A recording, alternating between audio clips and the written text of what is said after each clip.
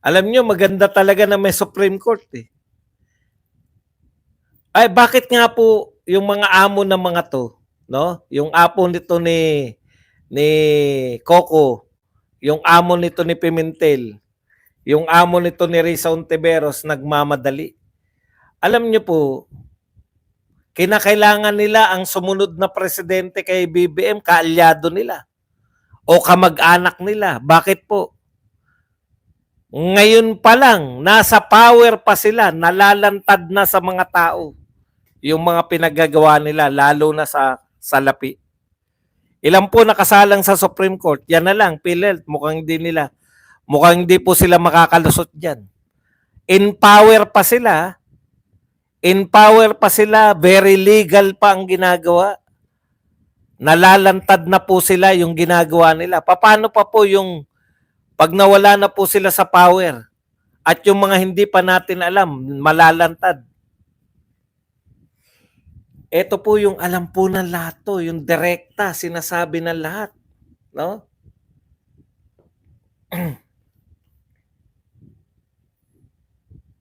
Ang dami po niyan.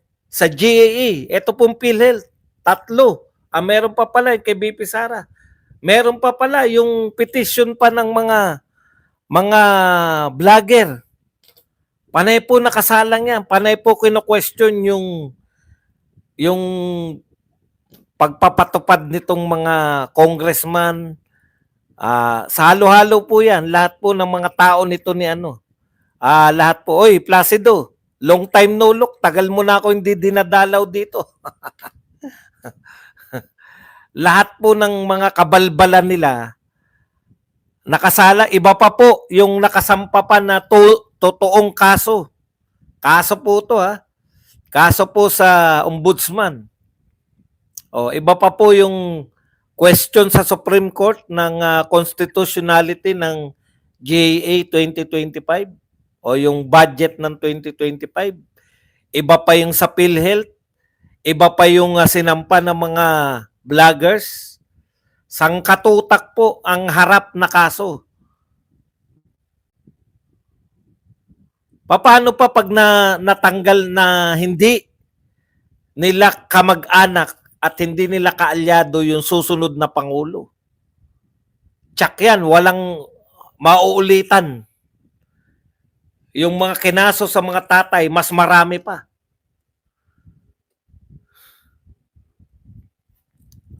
Baka mas marami pa yung kinaso sa tatay at nanay nitong kasalukuyang Pangulo.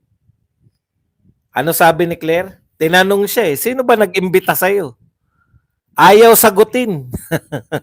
May hinala tayo lahat. Alam niyo po, meron pong mga makapangyarihan na wala naman dapat kapangyarihan.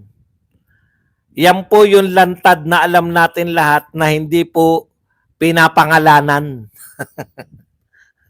Sino raw nag-imbita kay Claire para maging attack dog laban sa mga Duterte? Kilala nating lahat. Pero ni siya, hindi niya masabi. Kung legal na tao yan, attorney kasi si Claire.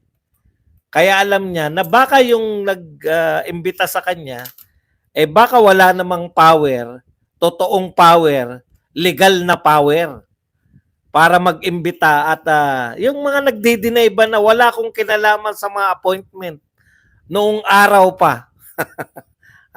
Yung mga nagdi-deny na wala akong kinalaman sa appointment dahil hindi naman, wala naman akong kapangyarihan to appoint.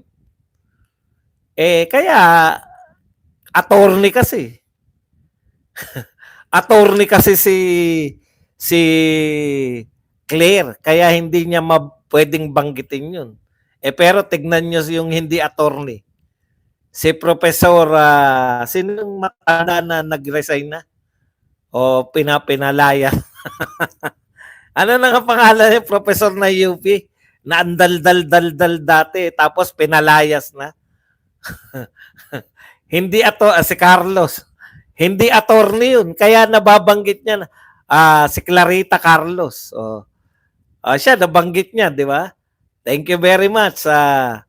Anong tawag niya rin sa allowance? Generous allowance. Hindi kasi attorney. Yan po yung pagkakaiba ng hindi ka attorney tsaka attorney ka. Si Professor Carlos thank you very much sa generous allowance. O dahil hindi rin tayo attorney pero marunong tayo sa batas, hindi rin natin babanggitin ang pangalan. Ano kayo lang? Birihin mo. May nag-recruit kay Attorney Claire pero hindi niya sasabihin kung sino. Pucha kung legal na tao 'yan. Halimbawa si Bersamin na nagano si Executive Secretary Bersamin po ang nag-recruit sa akin. 'Di ba? Walang problema pero dahil alam niya na may problema siya balang araw, hindi niya sasabihin.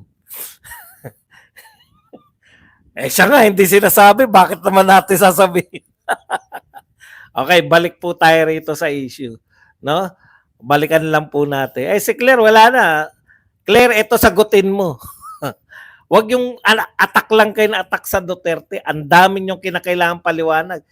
Yung 125, luman-luma po yan 125 million, paulit-ulit ng buhat nung una yung binanata si Inday, hindi na.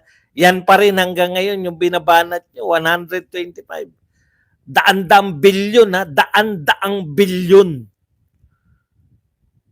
Ang mga pinag-uusapan kayo, 125 million pa rin.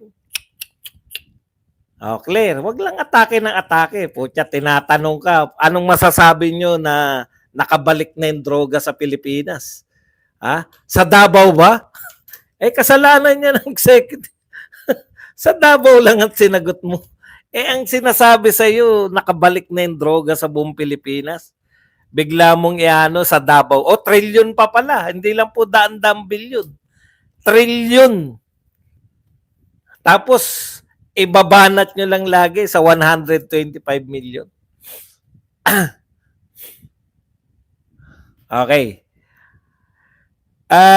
Meron lang isang balita bago tayo pumunta dyan sa oral argument. Natuwa ko kasi nakita ko yung laman ng oral argument. Meron lang po muna ako isang balita rito na ako po ay napaisip, no? Sabi rito, yung SM ngayong taon, SM Shumart, yung pag-aari ng pamilyang si. Meron lang pong palaisipan sa akin, no? Sabi ng SM, magtatayo, may budget sila ngayong taon, 100 billion. Magtatayo sila ng 3 SM mall. To put it in context, mga kapatid, yung budget po natin sa isang taon, yung 5,500 flood control project, kung more or less 500 billion yan, di ba? Kaya nga sabi 1.4 billion a day. Tapos ang budget natin sa ayuda, 500 billion last year, ngayon 600 billion. Imagine niyo, yung SM magtatayo ng 3 mall, ilan yung kine-create sa halagang 100 billion 3 mall. Ilang kaya makikreate na trabaho ng bawat isang SM? Napakarami po niyan. Di po ba? Ang dami pong makikreate na trabaho yan. Habang ginagawa pa lang yung SM, ilang trabahador sa 3 SM mall. So, nagkikreate ka ng trabaho para sa mga construction worker. Pagkatapos magawa yan, magkikreate ka ng trabaho, syempre, nariyan na yung mga Jollibee, McDonald's, at lahat ng mga mangungupahan dyan. Ayan po, ina-announce pa lang. Kaya pera-pera po, malaki po pasok. Ina-announce pa lang po ng SM na magtatayo sila. Nakakontrata na po yung Jollibee, McDonald's, yung mga kapihan dyan, mga Starbucks, lahat po yan, nag-uupa na. Mangungupahan na sa SM. So besides po sa direktang kita ng SM, meron pa po silang nakikreate ng mga job, di ba? Ang dami. So sa 100 billion, Hindi po sa isang taon lang magkakaroon ng trabaho. Ang mall na yan ay tatagal siguro 50 years. Kasi yung North EDSA, alam ko, bata pa ako nung nakita ko yung SM North EDSA na yan. Bata pa ako eh. 55 years old na ako. Siguro, palagay na natin na 15 years old ako. 40 years old na yan. 40 years old na. Okay. Ibig sabihin, tatagal pa yan hanggang 50 years. Nagke-create pa rin siya ng trabaho. Yung 100 billion ng SM, magke-create siya ng trabaho for 50 years or mahigit pa. 100 billion. Tayo po, yung 600 billion na ayuda, magke-create pa ba ng trabaho yan? Isang taon lang po yan, ubos na yan, nagastos na yan, walang na-create na trabaho. Yun yung sinasabi ko, na hindi porkit gumastos ka, okay na yan.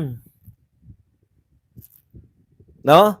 Dapat, ang gusto kong ipakita rito, imagine niyo no, 100 billion, magke-create siya ng sangkatutak na trabaho, 3 mall.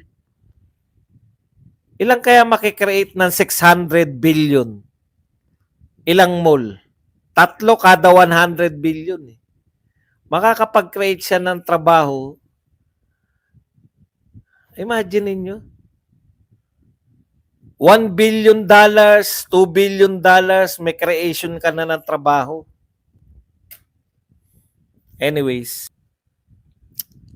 Hindi po, ito po nagre-react tayo sa katatapos lang. Katatapos lang po, iba, hindi po to,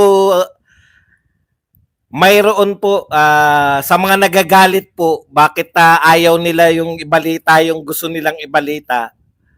Okay. Ito po, naganap ngayon lang, katatapos lang po, magbibigay tayo ng reaction.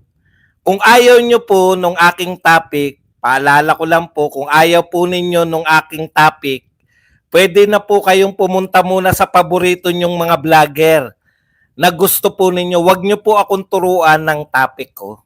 Okay? Katatapos lang po, siniraan po si Tatay Digong. Sinabi po na Moscorap. Gusto nyo po manahimik ako? Ha? Hayaan lang daw. Bakit ko hayaan sinabihan na Moscorap si Tatay Digong? Gusto nyo hindi ko ipaliwanag? Okay lang yan. Hayaan ko lang yan. Hayaan ko lang. Direkta nagsisinungaling yung nagtatanong. Ayon sa pagsasalita ni BP Sara sa indignation rally. Meron po akong video ng indignation rally. Nagsalita po ba si BP Sara? Wala po. Ngayon, yung mga ayaw po sa topic ko, ayaw nyo sagutin ko si Claire, kahit pinagbibintangan. Ngayon lang po, katatapos lang nito, nauumay kayo. Ngayon lang po to sinabi, paano kayo naumay? Bago po itong mga sinabi ni Claire, ngayon lang. Kung ayaw nyo po, wag na kayo dito. Paulit-ulit tayo. Okay. Sino ba yung ayaw ng topic ko? Sabi na sa inyo, yan lang ang rule ko eh. Huwag kayong makialam sa topic ko. Meron pa nauumay. Nauumay kayo. Paano kayo naumay? Hindi pa to tinatalakay. Marurunong pa kayo. Sinabihan si Tatay Digong Moscorap. Meron ba talagang Moscorap si Tatay Digong na award?